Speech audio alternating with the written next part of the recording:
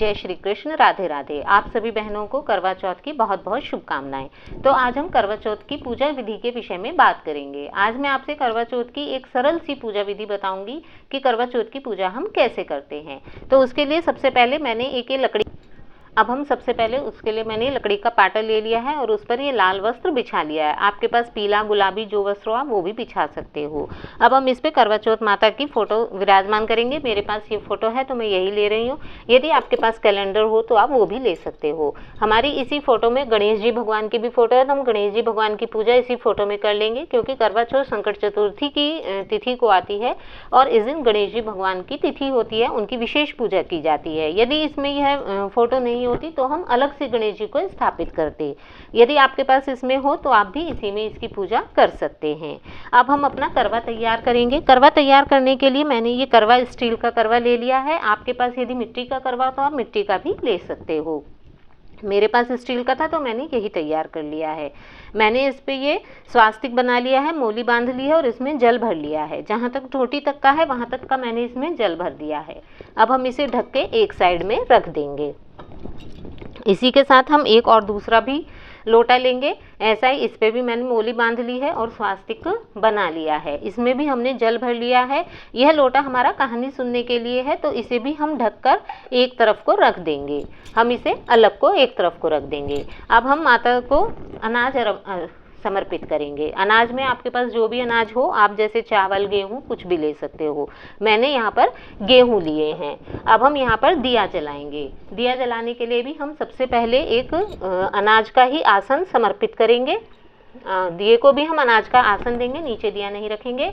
उसके पश्चात हमने इस पर दिया रख दिया है। अब हम माता की पूजा शुरू करेंगे। माता की पूजा शुरू करने के लिए सबसे पहले हम माता को स्नान कराएंगे। तो सबसे पहले मैंने फूल से माता को सभी को स्नान करा दिया है। अब हम माता को स्नान कराने के पश्चात मोली समर्पित करेंगे।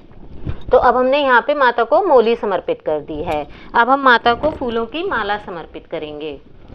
तो अब मैंने माता को यहाँ पे फूलों की माला भी चढ़ा दी है। अब हम माता को चुनरी समर्पित करेंगे। तो जैसे हम नवरात्रों में चुनरी माता को उड़ाते हैं, वैसे ही एक चुनरी मैं यहाँ माता के लिए भी लाई हूँ। तो हम वह चुनरी भी माता को उड़ा देंगे। आपके पास जो भी चुनरी हो, छोटी बड़ी, आप वह उड़ा सकते हैं। अब हम माता को सभी को तिलक लगाएंगे। इस मूर्ति में जितनी भी माताएं हैं और जो भी बने हुए हैं, गणेश जी हैं, लक्ष्मी जी हैं, जो भी हैं, हम सभी को तिलक लगा देंगे। इसी के साथ हम कलश को, दीपक को, सभी को हम तिलक लगा देंगे। अब हम यहाँ पर माता को भोग समर्पित करेंगे। सबसे पहले हम गणेश जी का भोग लगाएंगे। गणेश जी का भोग लगाने के लिए मैंने यहाँ पे बताशे लिए हैं और दूर्वा गणेश जी को बहुत पसंद है, तो मैं इनका भोग उन्हें समर्पित कर रही हूँ। आपके पास मिठाई, हलवा जो भी हो, आप उसका भोग भी लगा सकते हो। अब हम माता का भोग समर्पित करेंगे। माता को भोग लगाने के लिए मैंने मिठाई का भोग ले लिया है। आपके पास जो हो आप उसका भोग लगा दें। अब हम माता को श्रृंगार का सामान समर्पित करेंगे। यह श्रृंगार का सामान भी हम माता के समीप ही रख देंगे। इसे हम पूजा के पश्चात किसी को भी, अपने नंद को या पंडितानी को, किसी को भी समर्पित कर सकते हैं। कोई छोटे बच्चे हों तो हम उन्हें भी दे सकते हैं। जो आपसे छोटे हों आप उन्हें भी इसे दे सकते हो। अब हम बायने के लिए सामान रखेंगे। बायना यानी जो हम पूजते हैं। इसके लिए हम एक साड़ी, श्रृंगार का सामान, दक्षिणा इसमें ज़रूर रखें। जितनी भी आपकी श्रद्धा हो वह ज़रूर रखें। इसी के साथ आप इसमें जो भी आपके घर पर निकलता हो, जैसे कि फल, मेवा, मिठाई, हलवा, पूरी, जो भी निकलता हो, सभी के यहाँ पे, क्योंकि पूजा में थोड़े थोड़े रीति रिवाज अलग होते हैं, तो कुछ अलग हो सकता है। आप अपने घर में अपने बड़ों से पूछ लें कि आपके यहाँ बायने में क्या निकलता है। हमारे यहाँ तो यही निकलता है, तो मैंने ये ले लिया है। अभी हलवा पूरी नहीं बना है तो मैंने भी यही ले लिया है। आपके यहाँ जो भी निकलता हो आप वो ले सकते हैं। चौकी पर जगह नहीं है, इसलिए मैं इसे थोड़ा अभी साइड में ही रख रही हूँ। अब हम माता को फूल समर्पित करेंगे। हम गणेश जी को भी एक पुष्प समर्पित करेंगे और माता को भी एक पुष्प हम जो हमारा टोटी वाला करवा है, जिसे हम शाम को चंद्रमा को अर्घ्य देंगे, उस पर भी हम समर्पित कर देंगे। अब इसके पश्चात हम कहानी सुनेंगे। कहानी अगर आप अपनी सासू माँ के साथ, देवरानी जेठानी के साथ कहानी सुनते हैं या अपनी सखी सहेलियों के साथ कहानी सुनते हैं तो आप ग्रुप में भी कहानी सुन सकते हैं। यदि आप अकेले कहानी सुन रहे हैं और आपको कहानी नहीं आती है तो मैंने अपनी एक दूसरी वीडियो में इसकी कहानी दे दी है।